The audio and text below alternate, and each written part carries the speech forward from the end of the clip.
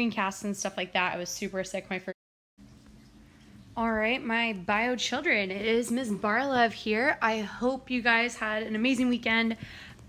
You're finding this okay, hearing this okay, all that good stuff. Again, bear with me. I'm new with teaching completely online. I have unfortunately had experiences where I have had to have screencasts and stuff like that. I was super sick my first year teaching.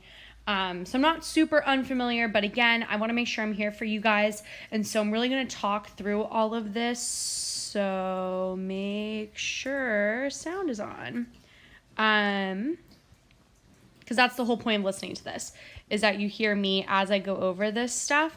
Also, don't make fun of me. I know my handwriting with the stylus sucks. So we're going to go ahead and get started. So here we have meiosis. Meiosis is going to be the first topic of this chapter. It's not the most important. I'm going to be 100% honest. This is so that you guys understand what we are discussing and how it works at the cellular level. We're going to be talking about genetics. We're going to be talking about how traits get passed on. You're going to be predicting how traits get passed on and percentages and all that fun stuff. However, you need to know the why. So if you guys did not do your review of the DNA chapter, please make sure you guys do that before you move forward. Again, it's super important that you guys understand that stuff, and I don't want to spend the time in this video doing that for you. So go ahead and push pause if you haven't done that yet. If you have, go ahead and keep listening. You also notice I'm on Notability. That's just the easiest way for me to do these recordings, so I hope you guys don't mind. Real quickly, I want to do a quick review of mitosis. So what I'm going to do is ask that you guys go to this link and watch it here. For the sake of this video, I'm not going to make you guys do it or like record it for you guys. Because it's going to make this video really, really long. And I don't want to do that to you guys. But if you guys don't remember mitosis or the cell cycle, please go ahead and watch this video. I'm going to show you guys a quick snippet real fast for you guys, so you guys know that you're watching the correct video.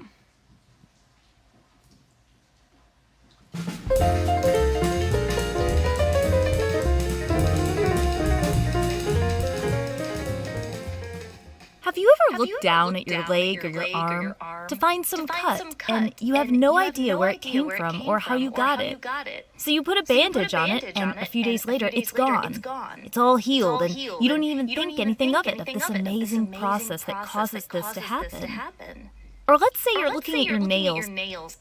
So this is the video. Again, I'm not going to play the whole thing for you guys. What I am going to show you guys is the part that you guys need to recall.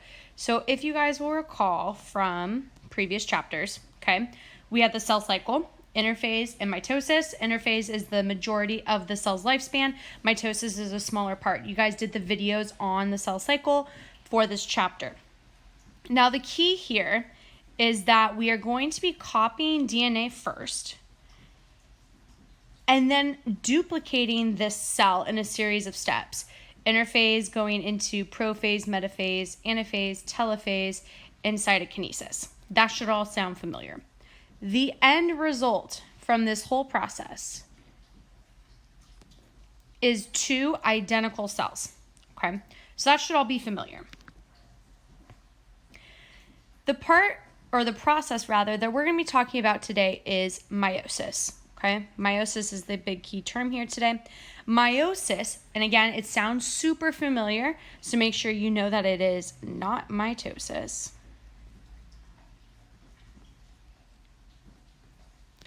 Is a two-step process that's going to cut the amount of DNA that a cell has in half.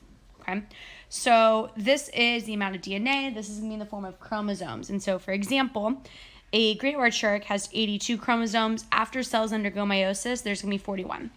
Now let's think about this for a real quick second. Why would, before I do this, I'm going to switch the orientation. I apologize if this is jarring. There we go. Let's think about why a cell would want to do this. In what instance would you need a cell that has half the amount of DNA? What could you do with a cell that has half the amount of DNA? Well, maybe you can combine those two. And so when does that happen? This is during sexual reproduction. So what that means is these types of cells that are going to be doing meiosis are your sex cells. These are egg and sperm.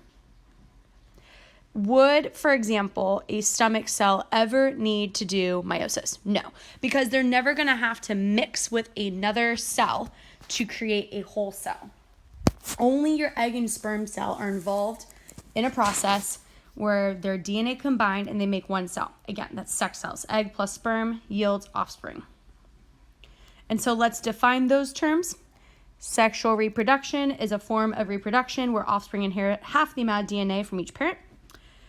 This ensures variation in populations, which is super important. If we're all the exact same and, for example, a virus came around, right, we would all suffer the exact same way. We'd all have the exact same symptoms, the exact same things would happen. But if you notice it, for example, current event, coronavirus, not everyone gets affected. A lot of people are asymptomatic and a lot of people are really, really dramatically affected. And that comes from differences in our DNA and how our genome really is affected by those things.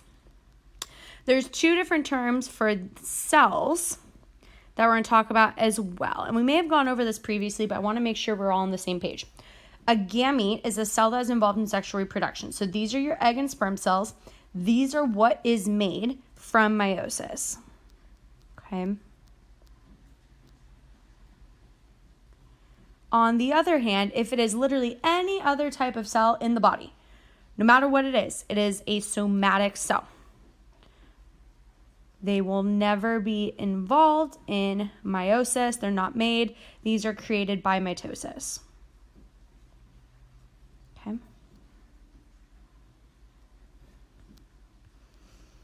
A little bit more vocabulary you need to know.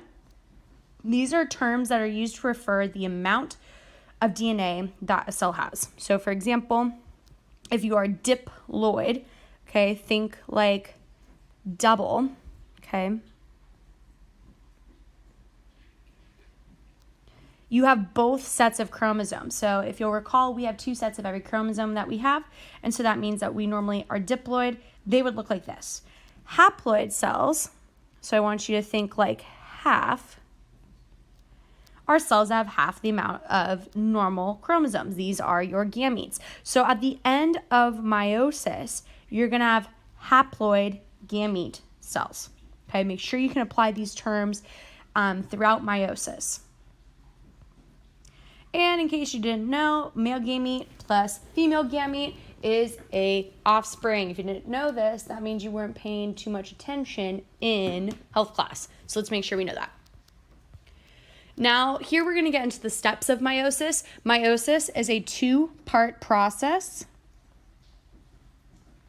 And so we're going to go over the first part, pause, discuss what the end result is. Then we'll talk about the second part, pause, talk about the end result, and compare it to mitosis. So, here we go. Meiosis 1, first step being interphase 1. That should sound familiar. That was the start of the cell cycle during mitosis. Here, the cell undergoes DNA replication and forms duplicate chromosomes. That should also sound familiar. That is the exact same thing that interphase does in the regular cell cycle.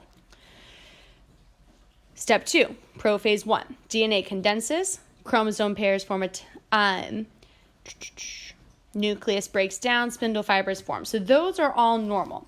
Now, what I'm going to highlight here for you guys is the big difference between mitosis and meiosis, okay? Here, chromosome pairs form a tetrad. Crossing over occurs between chromatids, which helps promote variation. So this is the big kicker here, okay? This is what sets meiosis apart, all right? And so I'm going to show you guys this on the next slide, all right? This might be a little blurry. I apologize. So if you need a clearer picture, I can send it to you, or you guys can just go online and look. But what happens here during this crossing over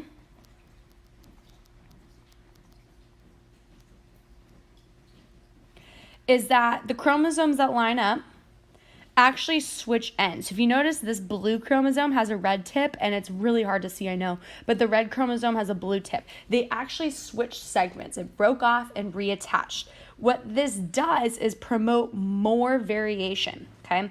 Think about it this way. If you're going to split up some chromosomes into resulting cells, right, there's equal chances of all of them making it in. What this switch does is add more variation, more chance, more differences between the offspring. Okay, so this is a very important step. Continuing on during meiosis 1, okay, we have metaphase 1, which should again sound familiar, where the spindle fibers line up in the middle. We have anaphase 1, should sound familiar. A like away, they pull away from one another. And telophase or cytokinesis 1, where the cell separates into two separate cells, number 1 and number 2. Okay, so far, you haven't really learned that much new. You learned about crossing over and what a tetrad is. That's the 4 chromosomes like up here. So this is the tetrad. Okay. Every other step, if you recall mitosis, you know nothing is different. And if you'll notice in the pictures, they actually look the same too. So let's discuss what has happened in meiosis 1. Okay, differences. Crossing over. Big, huge difference. Okay. Number 2, the 2 resulting cells have different combinations of DNA. If you recall in mitosis, you get 2 identical cells every time. Because crossing over has occurred, that's not possible, and so these cells are already genetically different. And lastly, at this point, they're technically haploid. You don't really need to know this part or understand it, so long as you understand that that's a difference from mitosis. Okay. So now we're going to move on to meiosis 2. Okay. Step 1 of meiosis 2, prophase 2, nucleus breaks up, spindle fibers form, DNA condenses to chromosomes. Should sound pretty stinking familiar. Metaphase 2, chromosomes line up in the middle. Anaphase 2, they move away. And you'll notice that both cells that you made in meiosis 1 are doing this. Last step. Telophase 2, cytokinesis 2, they break apart and you have resulting cells. I know the picture only has 2, but you have that twice. So, what are the big differences here? No DNA replication. We did not replicate DNA. We did not go through interphase. We basically said, do not pass go, do not collect $200. You did not go into interphase, so DNA did not replicate. 2 haploid cells start and you make 4 haploids by the end. So this is the end result. You need to know that's 4 haploids. They're all genetically different, and these cells will be used in sexual reproduction. That is their purpose. These are your gametes.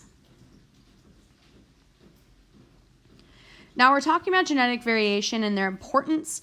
Let's talk about the ways to get it. So obviously crossing over, we just went over right now. That's where the tetrad and the parts break apart, and that's in prophase 1.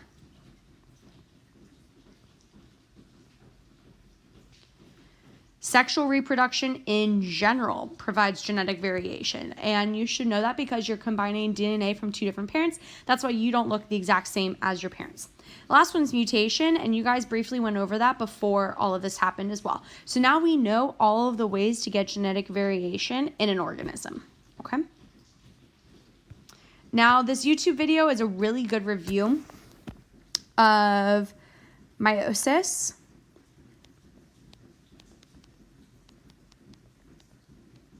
And so if you want that visual, it is another Amoeba Sisters, I believe. Please go take a look. Watch this. Again, for the sake of this video not being too long, I'm not going to play it through here.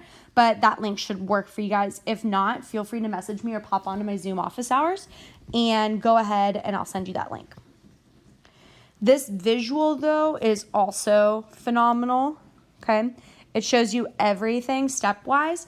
It also shows you where crossing over occurs. So that's right here. Okay.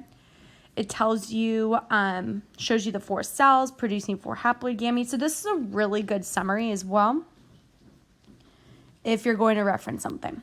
Okay. So what I'm going to do is add, or maybe I can't add a slide because this is already a slide. Yeah. Let's see. There we go. Let's see.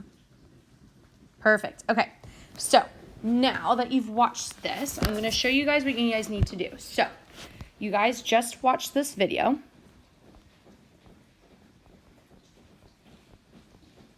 And so if you've reached this part, you can check that off your list. What you now need to do is go on to Google Classroom.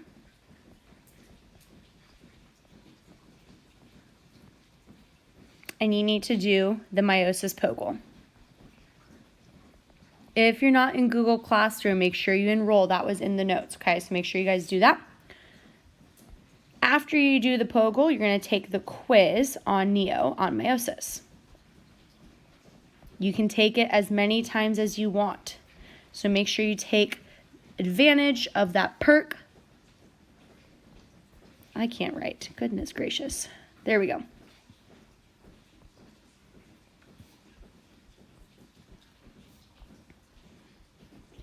I recommend taking it until you get 100%. Super helpful for your grade, just super helpful in general for the test. The next thing you'll need to do after that is you're going to watch the genetics journal notes.